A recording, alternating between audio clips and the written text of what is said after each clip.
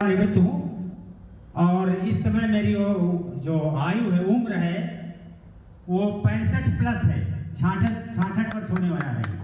और ये मेरी दोस्तों पहली कंपनी है, मेरे जिंदगी की, मेरे जीवन की पहली कंपनी है। मैंने कभी नेटवर्क मार्केटिंग नहीं किया, लेकिन एक हमारे साथी पीछे बैठे हुए हैं जो अपकमिंग डायमंड है, रायबरेली से राकेश बघेल सर, उनके लिए जोरदार तालियां कि उन्होंने मुझे इस कंपनी में ज्वाइन कराया।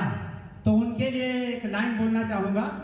वो उनके जितने साथी हमको ज्वाइन कराने आए थे, उनके लिए भी मैं एक लाइन, 2 लाइनों में कहना चाहूँगा कि मुझ में बघेल का प्यार भरा, मुझ में बघेल का प्यार भरा, डीके सर की मेहरबानी है।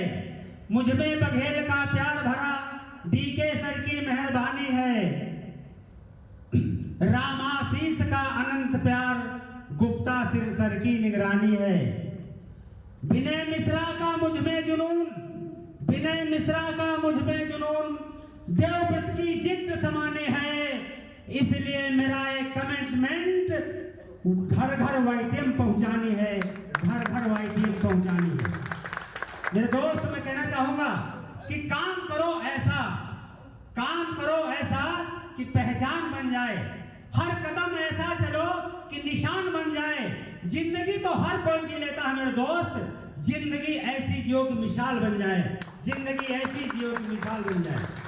मेरे दोस्त, ये 66 वर्ष की उम्र मेरी, जो आज जज्बे के साथ आपके सामने मैं बोल रहा हूं, उसका भी कारण वाईटीएम है। क्या आप जानना चाहेंगे?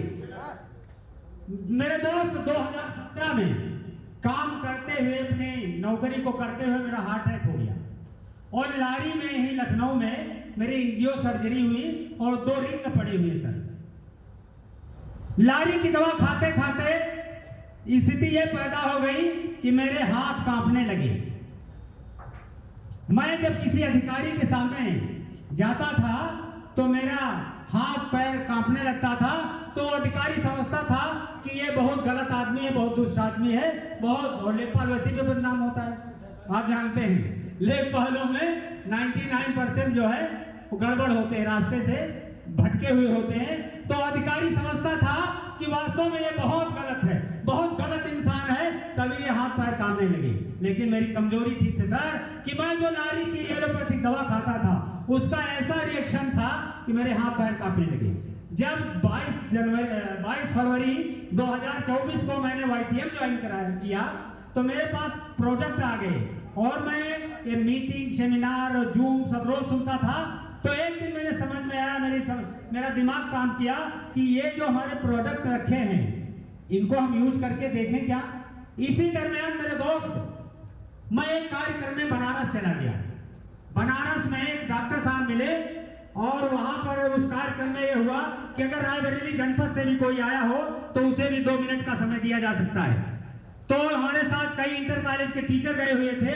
उन्होंने कहा 2 मिनट में कौन बोलेगा, इन्हीं लेखपाल साहब का नाम भेज दो। हमारा नाम वहां गया। मैंने सोचा मैं बोलूं तो क्या बोलूं, 2 मिनट में क्या बोल सकता हूं। जब मुझे बुलाया गया, कह रहे, मैंने कहा कोई बात नहीं, मैं तो रोज ही लोगों को पढ़ाया करता हूं, अब 2 मिनट में भी कुछ कहकर के जाऊंगा। मैंने उनसे कहा कि जो सारे लोग बैठे हुए हैं, ये 700-800 लोग, इनको बुलाने वाले केवल 40 या 50 लोग होंगे, तो मैं उन 40-50 लोगों की सिर्फ बात करता हूं। आप इसलिए बुलाए हैं यहाँ कि सारे लोग एक मंच पर आ जाएं और एक साथ काम, मिलजुल करके काम करें, क्योंकि संघे शक्ति कलयुग में संघ में ही शक्ति होती है।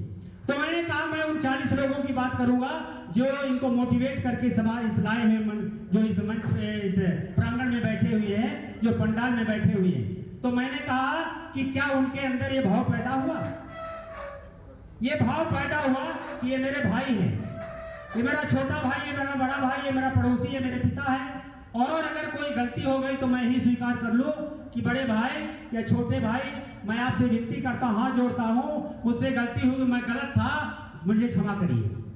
ये भाव पैदा हुआ? नहीं पैदा हुआ। तो इस पर मैंने एक लाइन कही कि एकता का ये हुनर भी आजमाना चाहिए, एकता का ये हुनर भी आजमाना चाहिए, जंग यदि अपनों से हो तो हार जाना चाहिए, जंग यदि अपनों से हो तो हार जाना चाहिए। ये आवाज सुनते ही एक डॉक्टर साहब उस मंच से, उस प्रांगण से उठे, और जब मैं मंच से उतर रहा था उन्होंने हाथ मिलाया और उन्होंने कहा, आज आपने मेरी आंखें खोल दी, आज आपने मेरी आंखें खोल दी।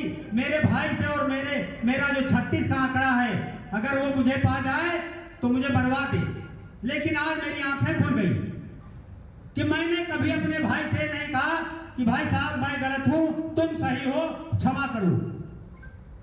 वो मुझे अपने बंगले पे ले गए, मेरी हालचाल पूछा और मुझसे कहा कि भाई साहब आप बैद्यनाथ या डाबर का अर्जुनारी